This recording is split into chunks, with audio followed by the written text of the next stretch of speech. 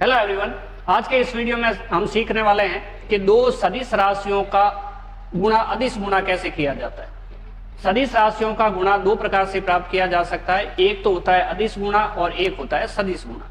अदिश गुणा वो होता है जिसमें गुणनफल जो होता है वो अदिश राशि प्राप्त होता है, और सदिश गुणा वो होता है जिसमें गुणनफल सदिश राशि प्राप्त होता है। आज का टॉपिक है हमारे पास सदिश गुणा, इसी के बारे में बात करते हैं। दो सदिश राशियों का ऐसा गुणा जिसमें गुणनफल कैसा हो, एक अदिश राशि प्राप्त हो। कैसा हो? एक अदिश राशि प्राप्त होता है, उसे अदिश गुणा कहते हैं। ठीक है, इसे बिंदु यानी कि डॉट से भी प्रदर्शित करते हैं। जैसे गुणा का चिन्ह अपन क्रॉस या इंटू के साइन से प्रदर्शित करते हैं, वैसे यहाँ पे डॉट से प्रदर्शित किया जाता है। डॉट लगाना जरूरी है। डॉट लगा है दो सदिशों का, इसका मतलब उनका हमें अदिश गुणा कर रहे हैं, स्केलर प्रोडक्ट कर रहे हैं।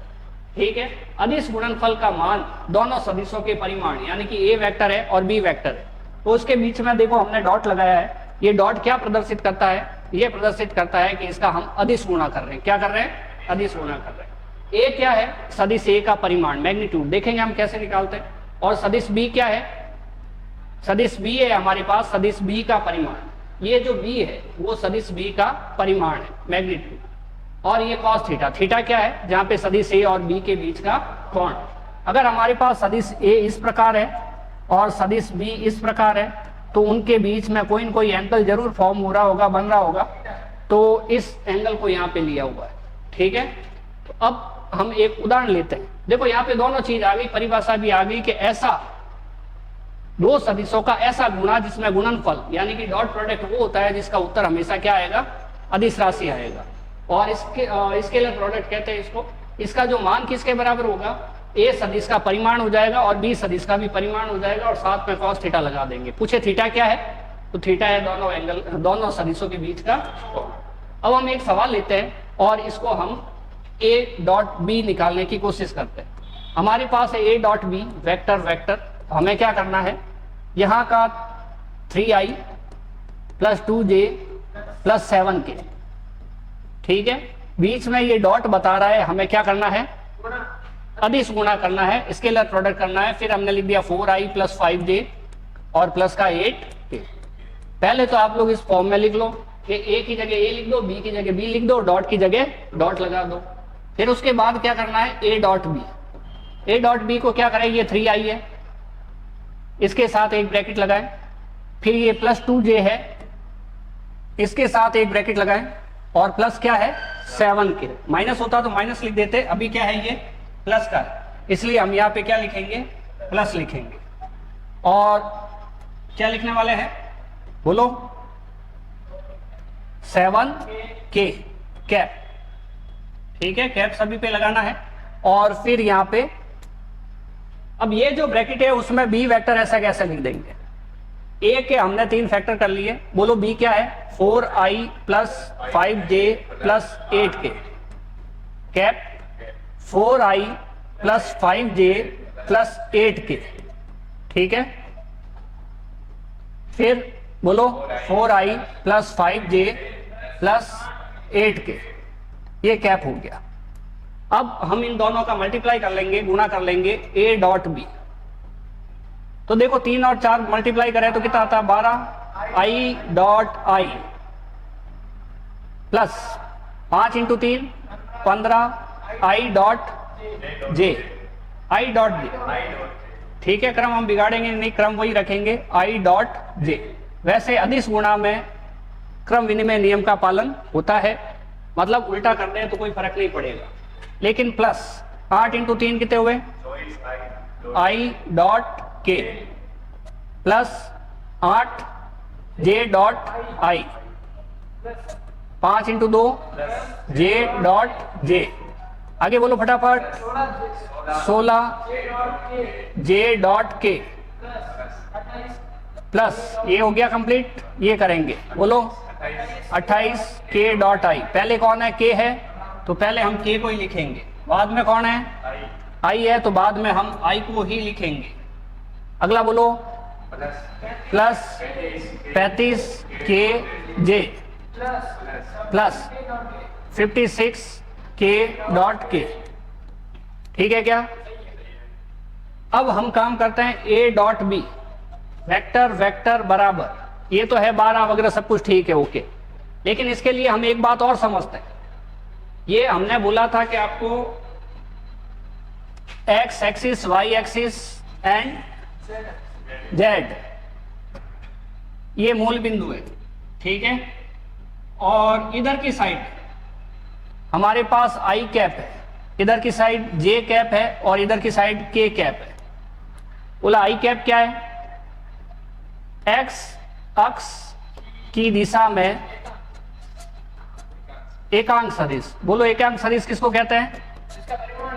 जिसका परिमाण हो, मैग्नीट्यूड हो, एक हो, एकांक सदिश है, ठीक है। बोला जे कैप क्या है? वाई अक्ष की दिशा में एकांक सदिश है, ठीक है। तो इसी तरह से हम क्या लिख सकते हैं? के कैप क्या चीज है? ये इसको क्या बोलते हैं ये बता रहे हैं, ठीक है। बोलो जल्दी। जेड अक्ष की दिशा में एकांक सदिश है। अब इनका गुणा करें तो क्या होगा ये हम देखना चाहते हैं। अगर मान लो सोचो इसकी जगह दूसरा आई आया तो वो कौन सी अक्ष पे जाएगा? वो वापस एक्स अक्ष पे ही जाएगा। तीसरा आई आ गया तो वो कहां जाएगा? वो भी एक्स पे ही जाएगा। अगर आप ऐसा ऐसा दूसरा निर्देश तंत्र ले लेते हो कोई भी, जैसे हमने ये ले लिया, ये एक्स डैश ले लिया, ये वाई डैश ले लिया, एक्स वाई ले चुके हैं इसलिए ये जेड डैश ले लिया। तो अब एकांक सदिश लेना है तो फिर से किधर लेना पड़ेगा? इधर ही लेना पड़ेगा आई कैप, इधर लेना पड़ेगा और इधर लेना पड़ेगा के कैप। तो अब एक बात बताओ, इस आई और इस आई के बीच में कोण कैसा? क्या ये समांतर है? और समांतर रेखाओं के बीच कोण कितना होता है? वो तो विपरीत के बीच में होता है 180 डिग्री। समांतर रेखा 0 होता है। अगर कोण 0 होता है तो हम यहां पे 0 लिखेंगे। तो वापस देखो, आई कैप बराबर जो हमने अभी फॉर्मूला किया था, मतलब ए है तो ए, ठीक है। तो आई और कॉस 0 डिग्री, क्या ये ठीक है क्या? अगर इस टाइप से हमने किया है तो आई कैप क्या चीज है जिसका परिमाण 1 हो, तो इस आई की वैल्यू क्या हो जाएगी? 1। इस आई की वैल्यू क्या हो जाएगी? 1। कॉस 0 की वैल्यू क्या होती है? 1। क्या हमें यह समझ में आया कॉस 0 क्यों लिखा, कॉस 90 क्यों नहीं लिखा? समांतर है। पहला आई अगर एक्स अक्ष पे है तो दूसरा आई भी तो एक्स अक्ष पे ही जाएगा, तीसरा आई भी एक्स अक्ष पे। समांतर रहेंगे हमेशा, चाहे कहीं बने। जब समांतर रहेंगे, समांतर रेखाओं के बीच कोण कितना रहेगा? 0 रहेगा। 180 भी ठीक है, विपरीत हो जाता है। ये सेम डायरेक्शन है इसलिए हमने क्या लिया है? 0 लिया है। तो बोलो इसकी वैल्यू कितनी हो जाएगी? 1। तो अगर हम ये बात करें कि आई डॉट जे लेवें तो आई और जे के बीच में एंगल कितना है? ये आई है, ये जे है, कोण कितना है? 90। आई जे और कॉस कितना? 90 डिग्री। तो कॉस 90 डिग्री है तो बोलो आई की वैल्यू 1 क्यों है वैल्यू? एकांक सदिश है, इसलिए एकांक सदिश किसे कहते हैं? जिसका परिमाण 1 हो। तो 1 लिख दिया। इंटू कॉस 90 की वैल्यू कितनी होती है? 0 होती है। तो हम यहाँ पे 0 लिखेंगे। 0 को किसी से भी मल्टीप्लाई करो 0 ही आता है। मतलब ये कि सेम हो तो वैल्यू 1 आती है और अलग अलग हो तो वैल्यू 0 आती है। जे डॉट जे कितना होगा?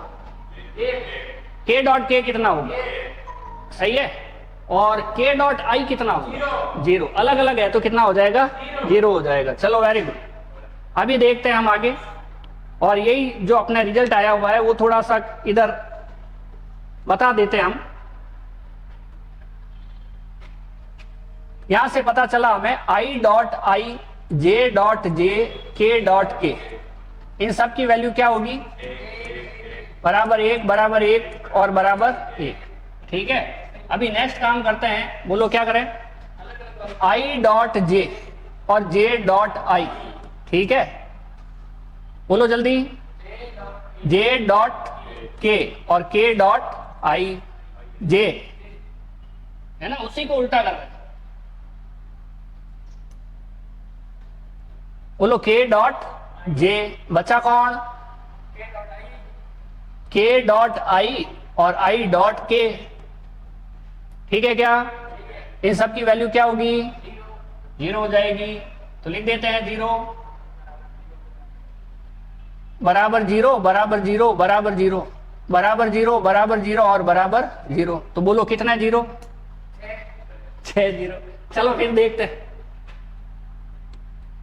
अभी बोलो यहां पे 12 इंटू क्या लिखे, 12 इंटू सेम है, आई डॉट आई की वैल्यू 1 है, प्लस 15 इंटू 0 अलग अलग है, वैल्यू 0 है, प्लस बोलो 24 into, plus 8 into, plus 10 into 1, plus 16 into, plus 28 into, plus 35 into 0, plus 56 into, ठीक है। अब 0 वाले को तो 0 कहेंगे, उसका गुणा होने के बाद ये क्या हो जाएगा, पूरा ही 0 हो जाएगा। तो बोलो 12 plus plus plus plus plus 0, plus कितना रह जाएगा, 0 रह जाएगा, प्लस 0 प्लस 0 प्लस 56।